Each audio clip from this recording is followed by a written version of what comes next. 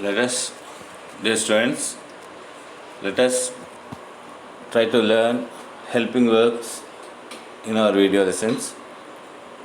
Helping verbs are the verbs that help other verbs in forming tense, voice, and mood. Tense and voice are made with the help of primary helping verbs, and mood is formed with modal auxiliaries. The topic for today is primary helping verbs. These help ordinary verbs form tense and mood. Now let us try why we actually need helping verbs. A better understanding of helping verbs can be had by knowing what a verb is at first. A verb is a word or a group of words with helping verbs which expresses an action, describes an occurrence, establishes a state of being. So there are majorly two aspects. One is action, another is state.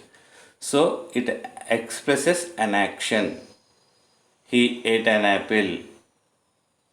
I played cricket. She sang a song. All these are actions. What is an occurrence? He had an accident. He was met with an accident. It was a great show. It was a great show. Laser show was arranged. Right? We witnessed a great show.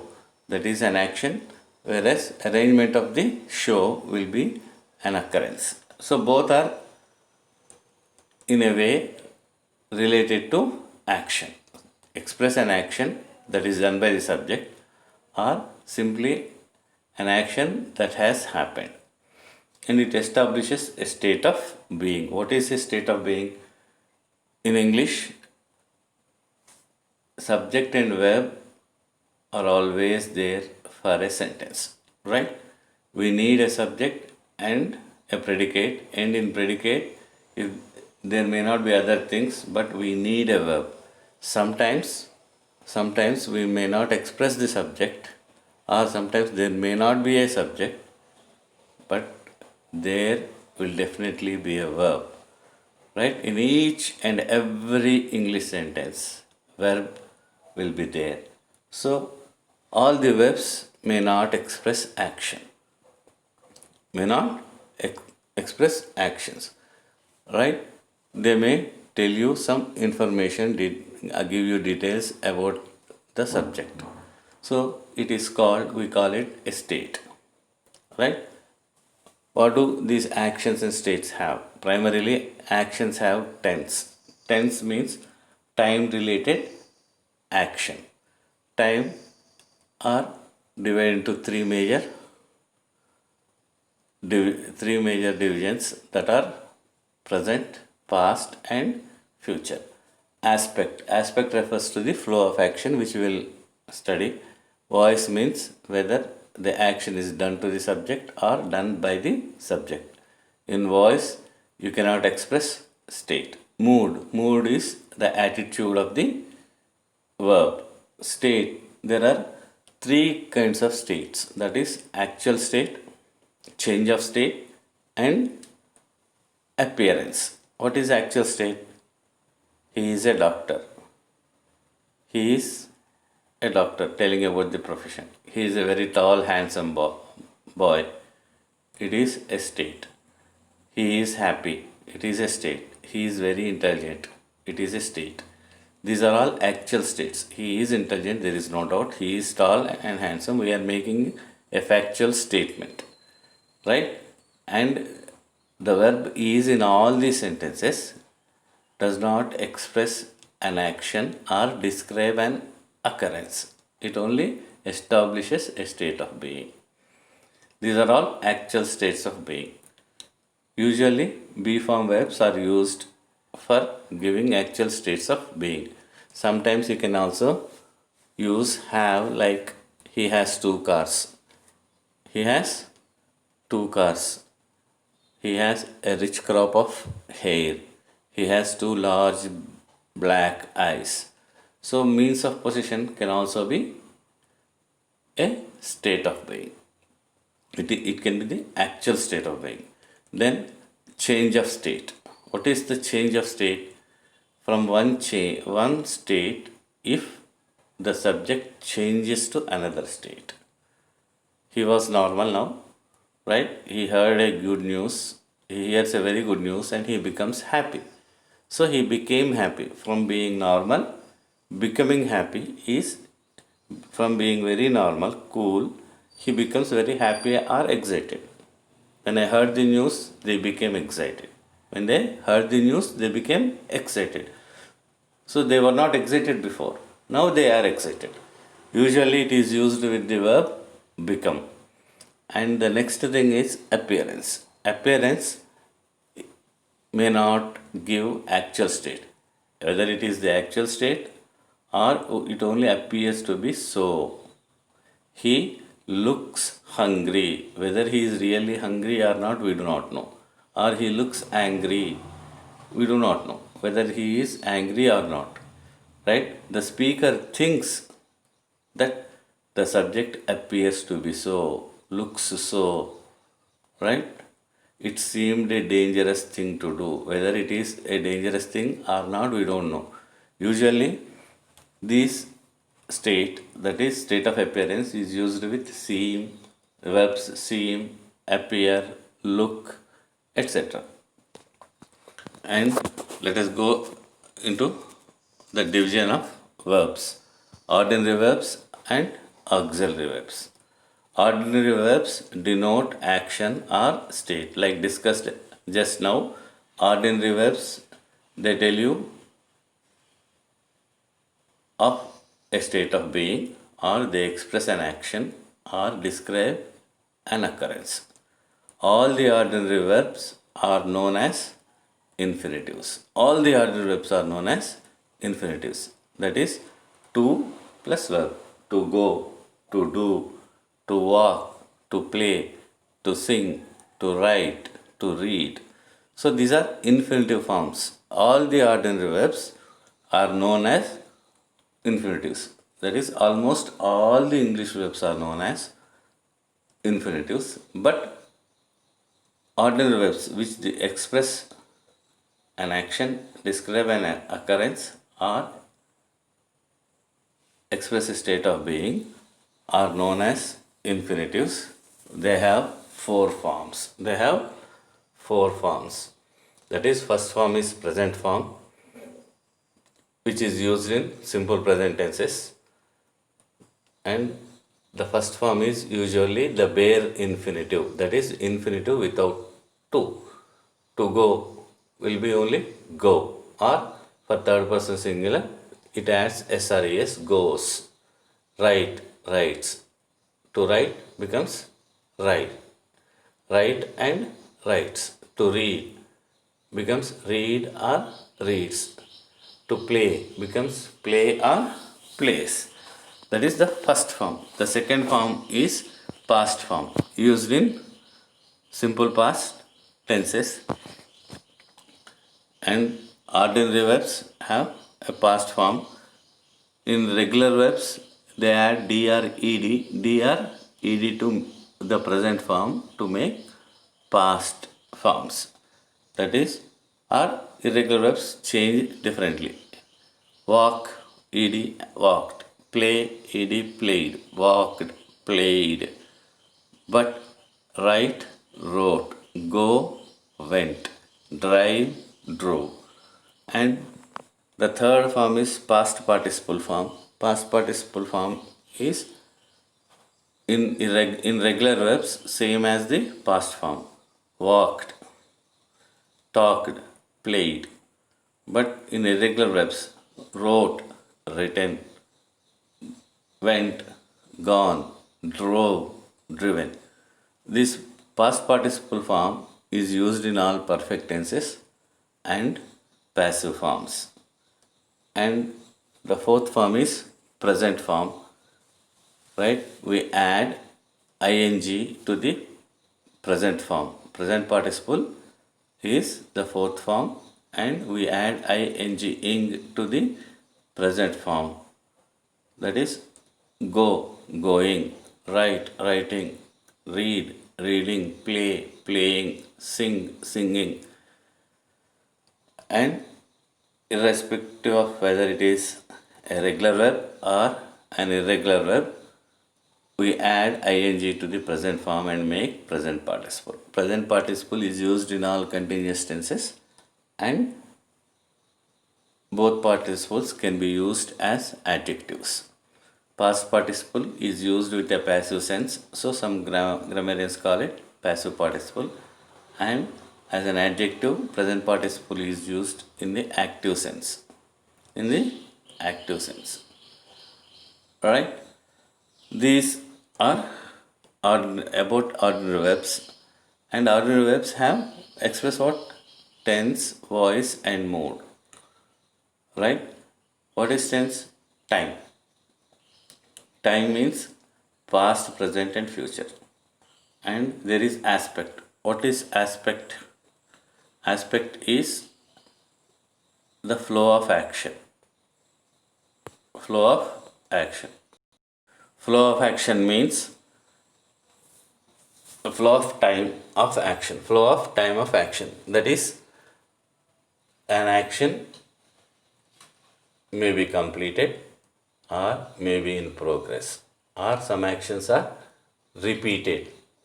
Habitual actions, waking up every day at a certain time, going to temple on a day of the week, or going on a holiday each year, or something that happens in every 2 years or 3 years or any period of time.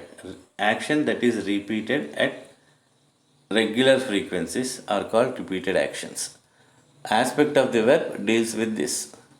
So an action can be completed in single block of time. Remember, single block of time doesn't mean that it takes a second. It can be any between 1 second to 1000 years or more. Right? You can think Ashoka ruled for 40 years. I lived here for 30 years. Right? 30 years is considered as a single block of time. Right? The branch fell. Right? The branch of the tree fell. There was gust of wind and the branch fell. It happens only in seconds. Right? It is a single block of time. Ashoka ruling for 40 years is a single block of time. I lived for 30 years here is a single block of time. So time is not just seconds, minutes, or days, today, tomorrow, and yesterday. Second time means points of time, and that point of time can be anything from 1 second to any number of years. So actions that happen in a single block of time are considered as completed actions. For completed actions, we use simple tenses and perfect tenses. Simple tenses are used for describing actions that are completed in a single block of time in a given time, that is past or present or future. And perfect tenses are used for actions completed before a point of time. If it is present perfect, before a point of time in the present. If it is past perfect, before a point of time in the past. And if it is future perfect, before a point of time in future. Right? These actions are completed in a single block of time. In a single block of time before a point of time. But these actions have connection to that particular point of time. That's why they are called perfect tenses. And some speakers may like to say that the action, that perfect action, has been in progress for a long time.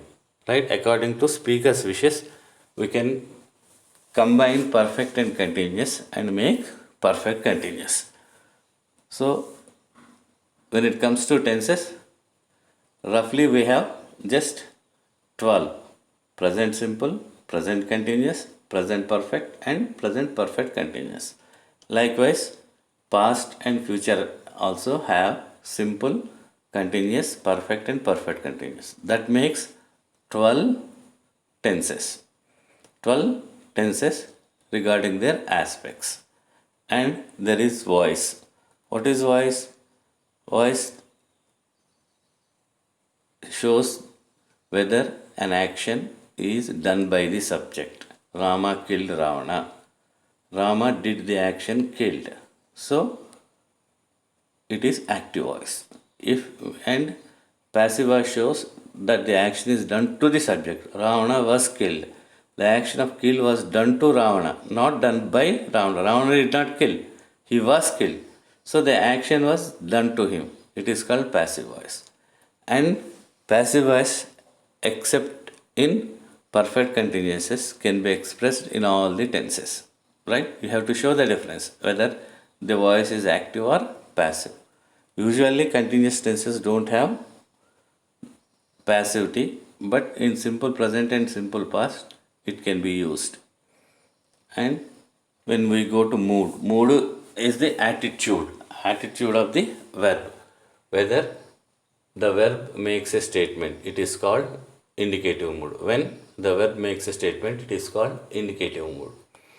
When a verb tells us of hypothetical situations, conditions, future, abilities, right? Actions that are actually not happening, but there is a possibility of them happening. There is a probability of them happening. That's why we call them hypothetical actions. These are expressed by subjunctive mood, and imperative mood expresses commands, that is an action that is being commanded to happen. And we don't need for imperative moods a helping verb. We use the first form of the verb and go and bring me a glass of water, shut the door, open the window. All these are imperative moods. And we can easily see that there are 12 tenses and voices that are expressing that voice. There are two voices which can be expressed in a minimum of 9 of those tenses, and we have to show the difference between present simple active voice and present simple passive voice, right? And at the same time we need to show the difference between present simple, past simple, and future simple. And continuous, present continuous, active, present continuous, passive. So a verb which has only 4 forms cannot clearly tell us whether it is active voice or passive voice. So an ordinary verb makes use of helping verbs to show changes in person, number, voice, tense, and mood. And there are 2 types of helping verbs, that are primary helping verbs: to be, to have, and to do. There are only 3 primary helping verbs: to be, to have, and to do. These are known as infinitives. All these have 4 forms. And there are modal auxiliaries which usually help ordinary verbs form mood. These are not known as infinitives. They have only one form. For all persons, for all numbers, and for all purposes. They have only one form. They help in forming future tense. Will and shall help in forming future tense and other moods. That is condition, permission, possibility, ability, and obligation. Condition is something will happen if something is done or something would have happened. You can use it even in the past. Would have happened if something had happened. So these are conditions. Permission is giving permission or taking permission. May I come in? And the reply will be, you may come in. Can I have your pen? Yes, you can have. Possibility, it may rain this evening. He may help you. Right? I may shift my accommodation. I might shift. Ability is ability to do. He can run 100 meters in 12 seconds. He can eat 20 idlis in one go. Obligation is something you must do. That is, you must work hard to pass your examinations. So these are modal auxiliaries. There are some general rules regarding the use of helping verbs. Changes in person and number in helping verbs. Right? Changes in person or number are shown in helping verbs only. That is, suppose take present continuous tense. When the subject is I, you'll say, I am reading. But when person changes to third person, he is reading, or she is reading. And number, first person singular, I am reading. Plural, we are reading. Third person singular, he is reading. But when it comes to plural, they are reading. So changes in person and number are shown in helping verbs. Right? Helping verb which is suitable to the tense and voice. The helping verb that is suitable. Suppose there are more than one helping verb. There are more than one helping verb in the verbal group. All the changes that are necessary, whether it is person, number, tense, voice or mood. Person, number, tense and voice or mood. All the changes that are necessary are shown in the first helping verb only. Other helping verbs and the main verb remains unchanged. Right? I am going, he is going, she is going. So main verb does not change. Right? And suppose it is I have been going, he has been going. There are two helping verbs.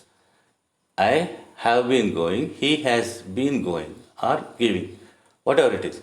Have, has.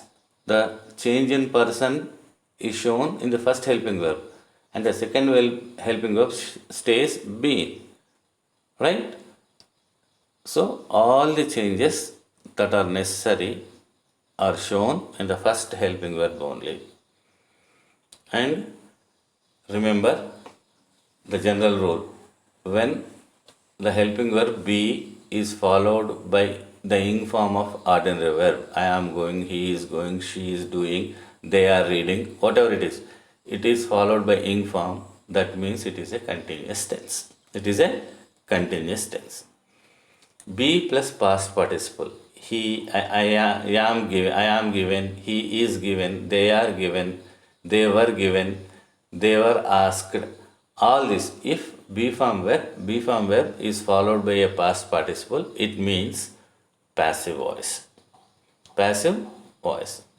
And when it comes to have is always followed by past participle. Right? After the helping verb have, any verb that comes, that is, that immediately follows, comes after have. It can be a helping verb or a main verb. Have played, has played, had played. So it is ordinary verb is in past participle. And if it is a helping verb, have been playing, has been playing, had been playing. Right? Whether it is past, present or singular, first person, singular, third person. Right? The second helping verb be, be for continuous. It is a perfect continuous tense. For perfect we use have, and for continuous we use been. When that been is the same in both past, present and future tenses, right? Because it comes after have, it is in past participle form. Any verb that immediately follows have, has or had must be in past participle form.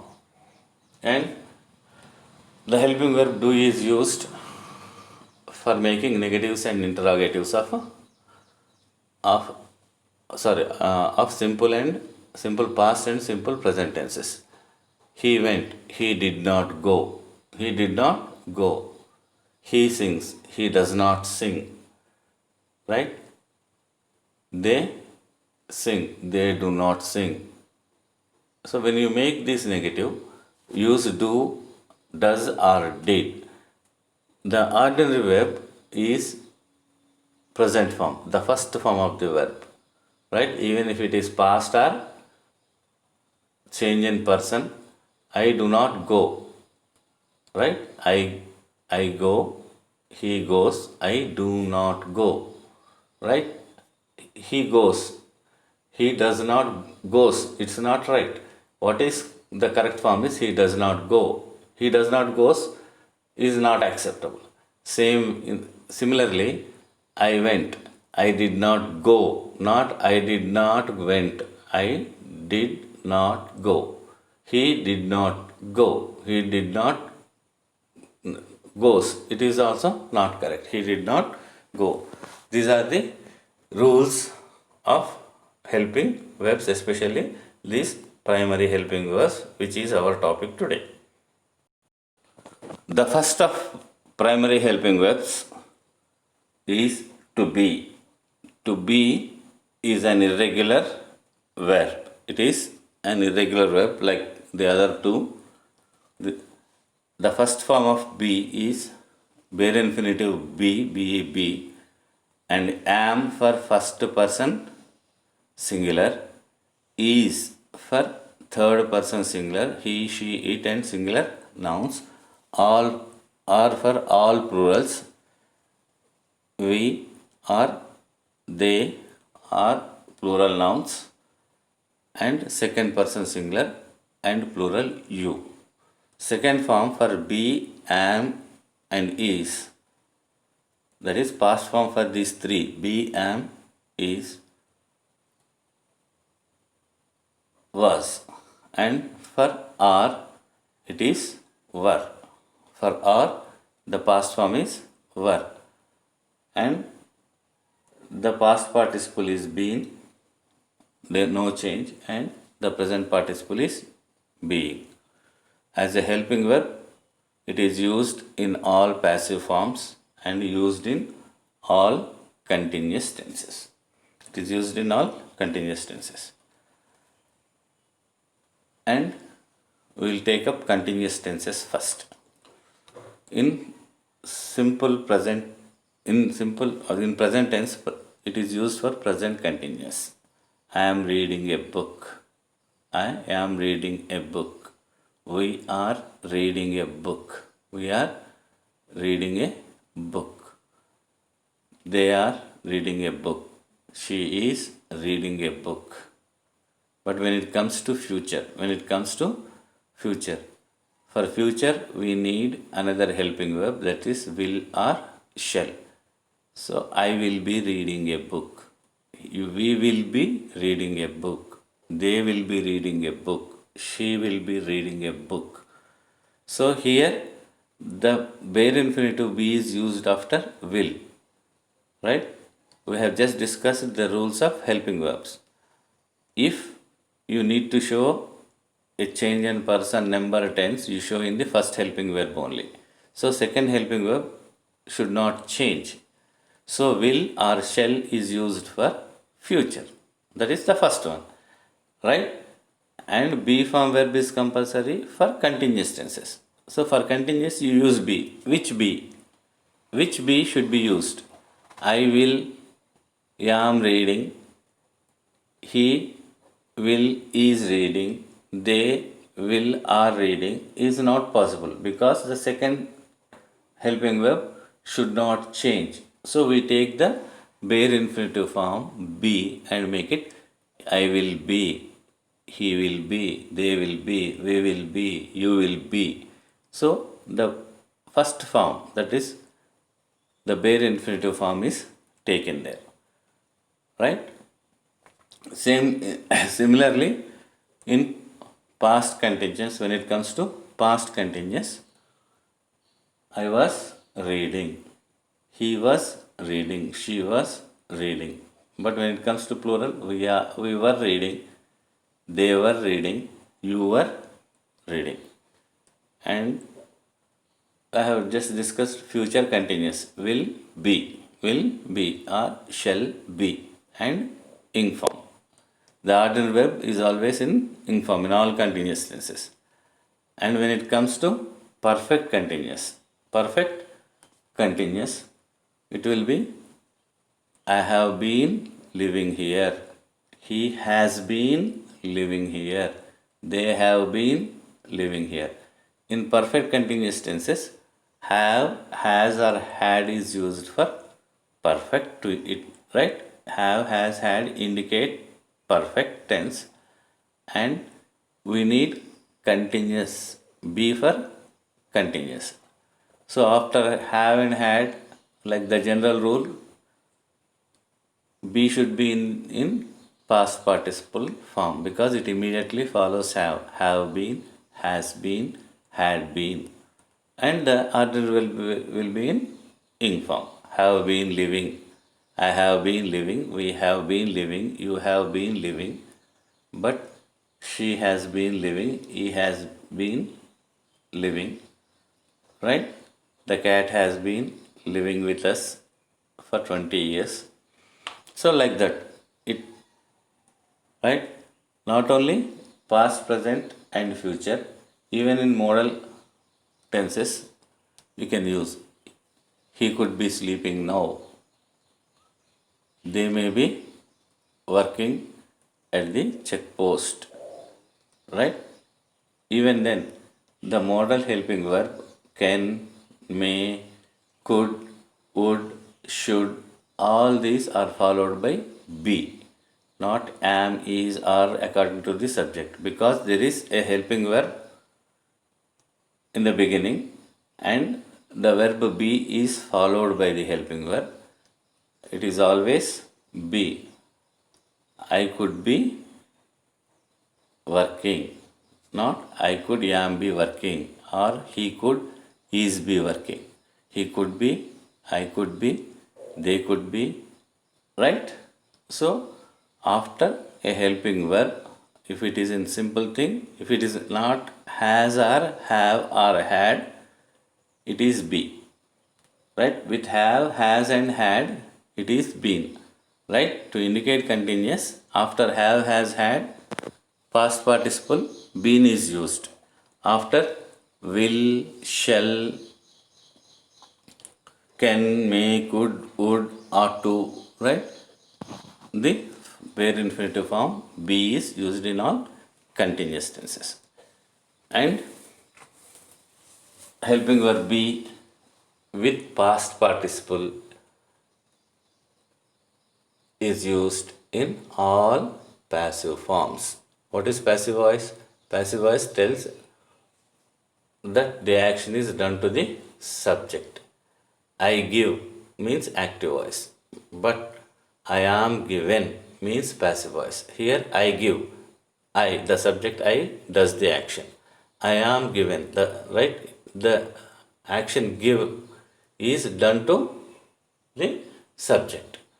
So be is used in all passive forms. But remember, it is also used in continuous tenses. You need not get confused. Look at the ordinary verb. If it is in ing form, it is a continuous tense. If it is in ing form, it is a continuous tense. And if it is in past participle form, it is passive voice, right? Helping verb be, That is am, is, are, be, am, is, are, was, were, been and being. Right? All these are forms of helping verb be. Right? If they are used in a verb and the main verb or the ordinary verb is present participle, it is continuous tense. If the main verb is past participle, it is passive voice. Right? He gives, he is given. She gives, she is given. Right? It gives, it is given. They give, they are given. We give, we are given. That is simple present. Generally, continuous tenses, passive is not used widely, but in certain cases they are used. They are repairing the bridge. The bridge is being repaired by them. Right? The bridge is being repaired by them. Is being repaired. First is for what? Is being passive. It shows passive voice. Being shows continuous. And repaired past participle shows passivity of the verb. So is being repaired. The bridge is being repaired means first is used to tell that the verb is in passive voice. Being is used to tell that it is in continuous aspect. The verb is in continuous aspect. The action is in progress because ing form is necessary. And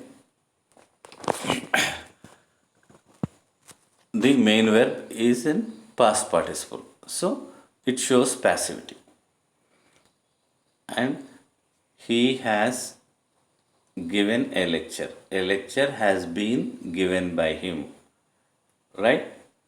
After have and has, even in simple perfect tenses, active voice, it will be after have, it will be past participle. Has given is active voice. Has been given is passive voice. Because the helping verb be with past participle makes it passive. So is the case with all. I will go. I will give. Will be given. Will be given. Will give will become will be given. Can give will be given. Can be given. Could give will become could be given.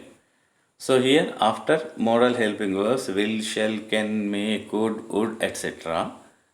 we use be and the verb will be, the main verb will be in past participle.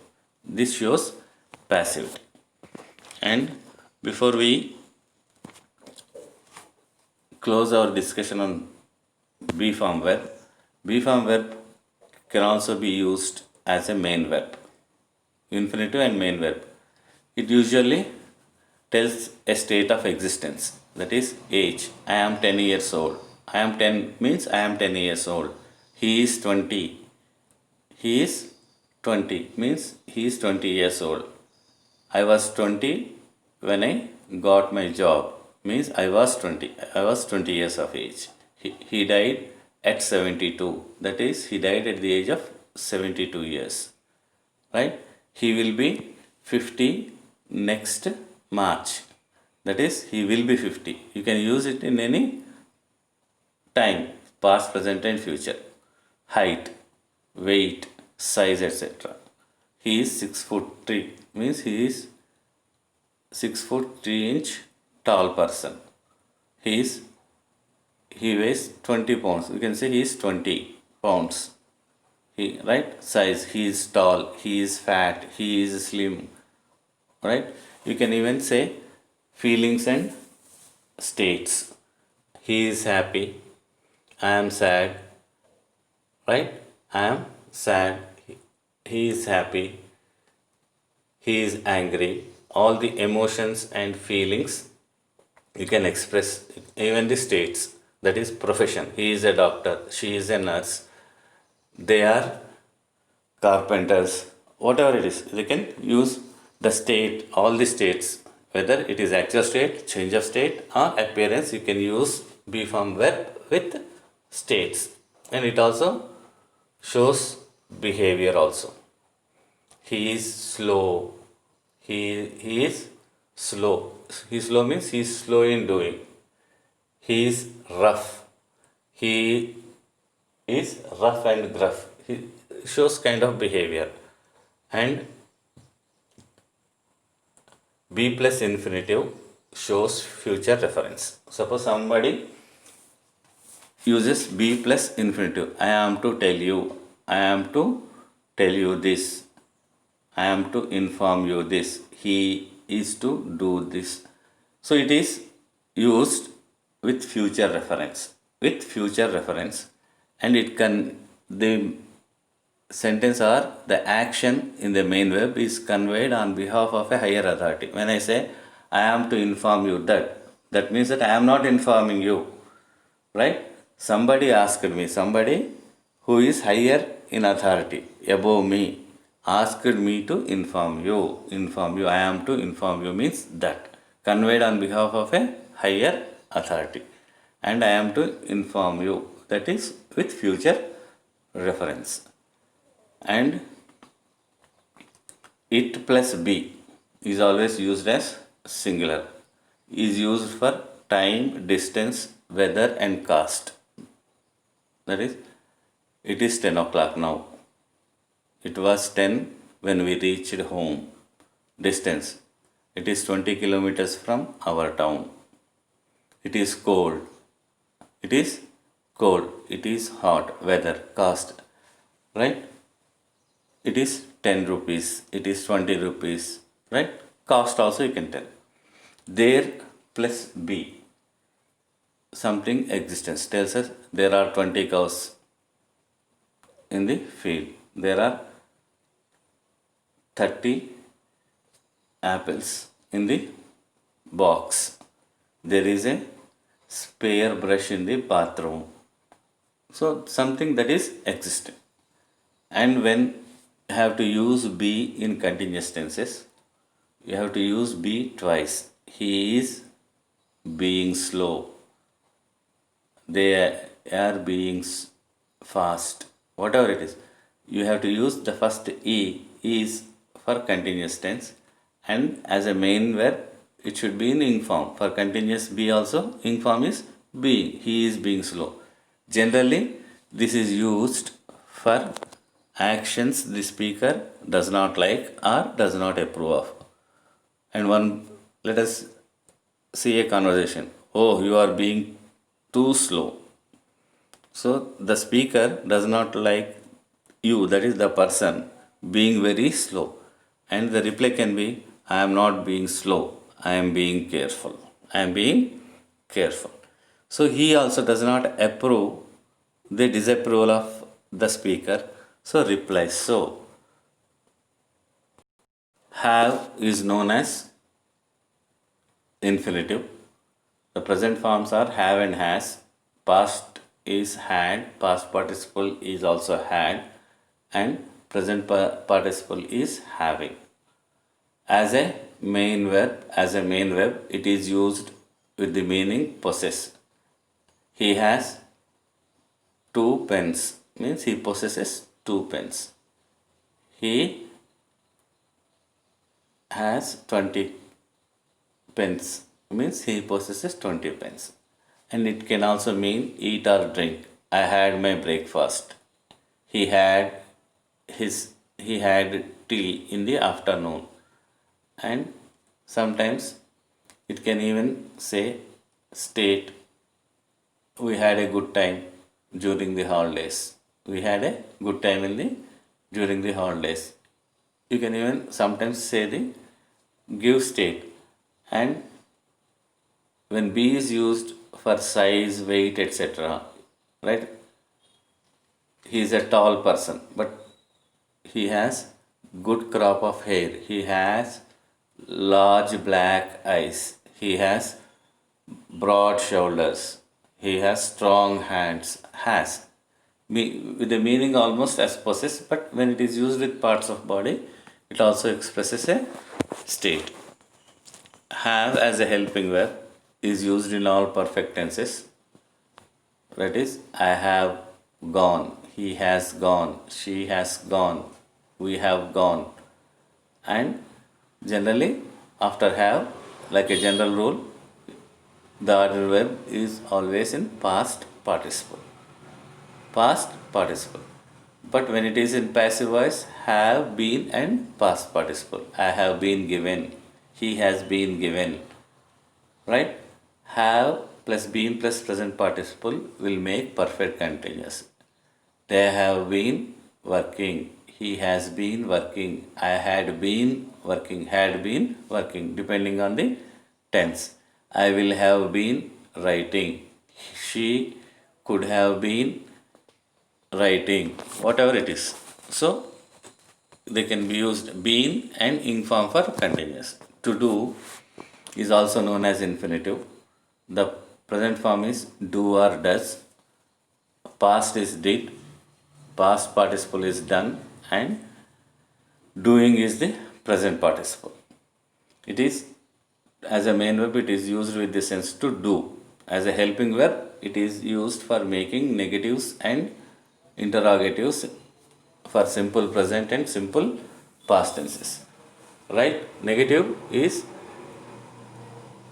a negative statement. I work, I sang a song. Right? That is a positive statement. But when you say I did not sing a song, we have discussed it earlier, but still I am refreshing your memory. And when we want to ask a question also, we need a helping verb to precede subject. Did I sing a song? Didn't I sing a song? Likewise, he played well. He did not play well.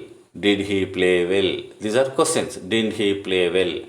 So when we ask a question in simple past or simple present, we need a helping verb.